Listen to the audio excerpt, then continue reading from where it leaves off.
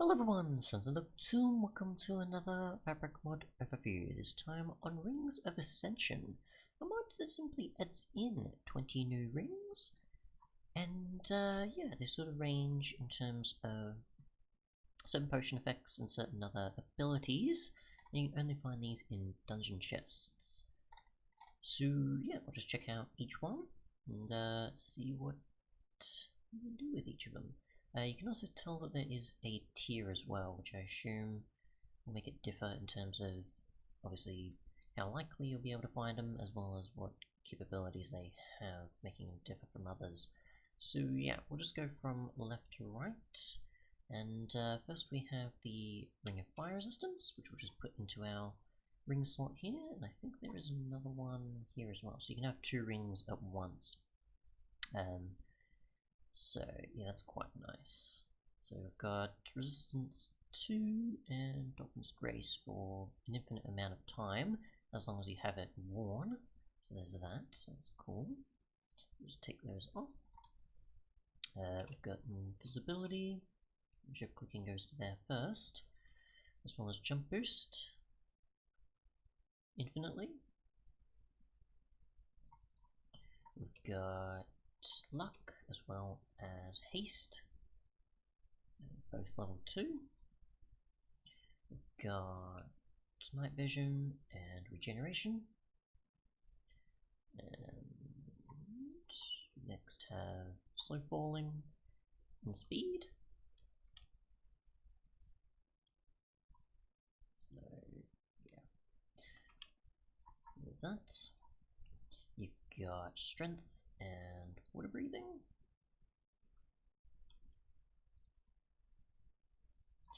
You've got Immunity to Slowness and Immunity to Poison, so just get those potions and we'll just throw them and see what happens.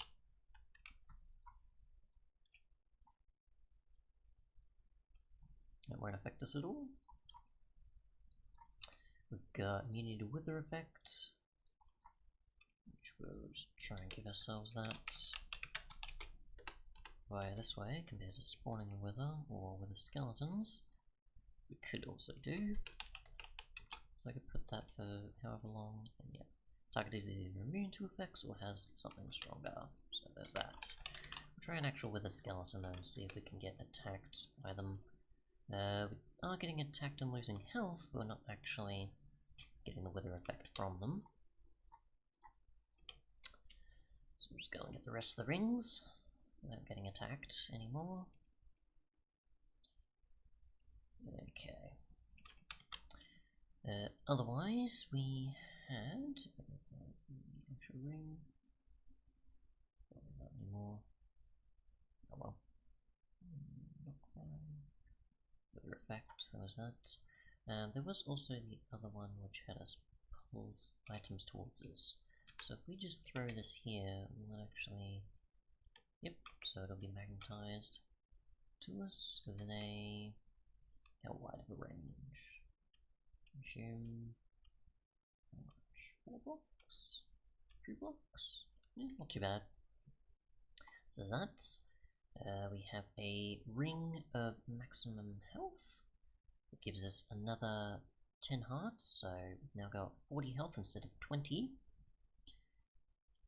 So that's that. If we take it off, you'll immediately remove them, and when you put it back on, it'll actually keep what you had before, I assume. And if you take damage, it'll maybe keep that sort of data, I assume. You've got it so that you can walk on water, apparently, so we'll just go to an area where there is water. We'll see if this is any similar to Swalker. Okay, so we'll actually just, oops, that's what it does. Okay, so let's take this out, right click, and now we can walk on water. This one, yeah, that is, it's cool, so it is. We can try sprinting, and it works pretty well. Jumping doesn't seem to be a thing you can do, because you just go straight into the water, so be careful, because if you want to still dive in and say get some fish or kill a bull or something, you're going to want to jump before you actually get to the water, and you end up in there. So there's that.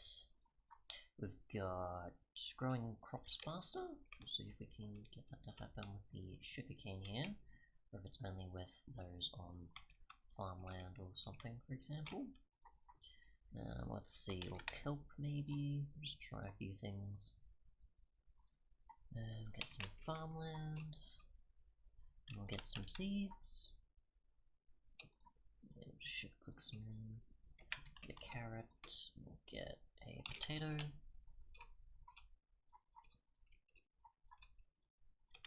Alrighty, so just put this down here. See what happens along with some of the farmland, and see what happens with the crops. Alright, so we'll just do that, and we'll see what happens along with anything else we can get going. Alrighty, so that is there. Not sure how much of a difference it's going to make by standing here. Unless you apply it to bone meal or something? I'm not too sure. I don't think there's like a height thing you'd have to consider with it. It's just standing in the area and over time it will. Not too sure. I assume it works, it's just I'm not sure how long it's supposed to do it for. We'll have to check the configs and find out though. Next we have Creative Flight, which obviously does that. And negates 4 damage as well, it seems. Yep. You got immunity to knockback, which if we just take damage from some mobs, for example. I'm trying to think. There's a good mob that does that. Creeper will do. We'll get the game roll mob griefing so we don't break the area, and we'll change the difficulty, so from an explosion or something else, we'll have no problem there. So if we actually stand here, we'll still take these little. So when you're like that, of course, you're obviously going to. But anything that's probably more like a skeleton shooting you, or a zombie pushing you away, or an enderman or something, then, yeah. Or mobs pushing you while attacking, of course. Okay. Again, here we go. So yeah, stuff like that, it's kind of minor pushing of the player. So we'll just get our rings back. Do we have yet to cover? So let's see, which was that? Minion knockback.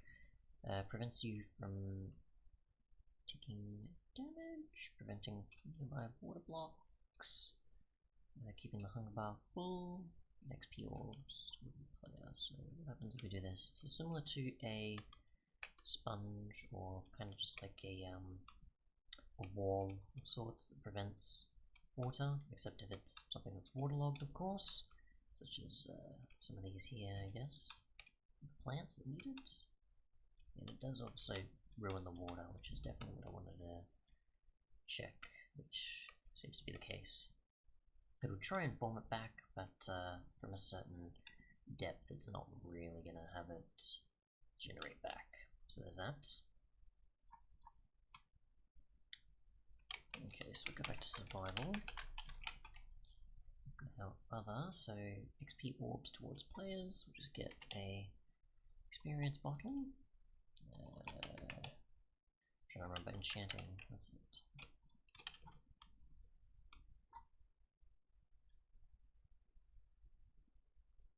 Should make something like that, where it pulls them in much quicker instead of them having to get closer, or they try and make their way towards you. You've got the hunger bar always full, so just do this and give ourselves an effect of hunger, and then reduce it, and then try using this. So we'll see what happens once we're at the lowest point, and see. It actually refills, like getting the saturation effect, which it does, and it's trying to remove it, but you can tell that it's being forced by the ring, so there's that. And then we have prevention of death, so just clear that. I assume if I wanted to say use any means possible, such as putting myself on fire, or drowning, or something like that, it'll prevent me from taking damage. And there's a 600-second cooldown. So, yeah. So if we actually go to our lowest amount of health possible, because obviously we're still taking damage, but we can't do much else. Okay, so it'll give you a totem of undying, but then obviously the cooldown for when it can give you the next one is going to be the limitation, of course, which is fine. It makes it very balanced because obviously it is quite powerful. But yeah, that's pretty much it.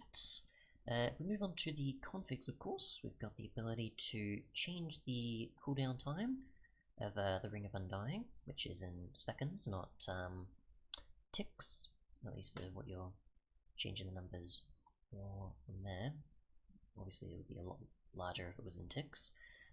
You've got the ring health part increase, so you can go from either the 10 that it gave you by default, or you can increase it to about 400, I assume?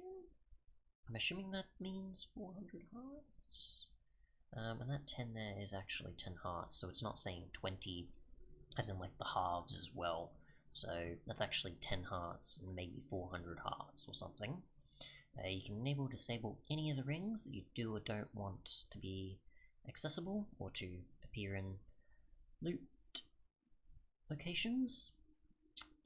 You've got the amplification, sorry, of any effects. So if it's something like fire resistance, you can allow for level 1 or 2 or otherwise.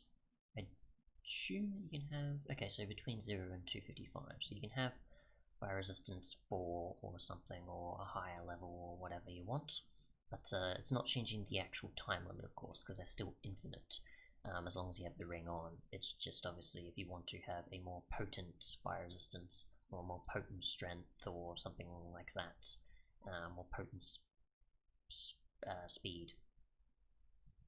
You can also change the ring tier as well, which I assume is just for maybe some of its capabilities, similar to the potency of the potion effect type ones, or it's for certain other aspects, like just saying where it fits in for the tier, I guess, of which one is supposed to be that way. Oh, okay, more difficult to find, sorry. I was thinking that, but I was just like, hang on, no, is it the other one? Yeah. So it's definitely in that for those that are more difficult to find than others, rather than just saying, okay, it's this tier because it's labeled as that. It is just harder to find than the others. So you can make the creative flight one more easy to obtain if you want, or you can make it as difficult to obtain as you want. There's the ring loot, which allows you to set the maximum number of rings that can be found inside a single chest. So if you want more rings to appear, rather than just say a chance of one ring, then yeah, and there's also the minimum as well. And then you've got the actual locations that they can be found in. So you've got mansions, the village, dungeon chests, pillager outposts, temples, mineshafts, strongholds, buried treasure, and pretty much all the common sort of structures you can find. I don't know if you'd probably be able to put modded, but it seems to be mostly focusing on the vanilla ones. But my guess is maybe if you were able to, you could trigger it to, enable it for certain other structures from other fabric mods. But yeah, that seems to be it. Thanks so much for watching, and goodbye.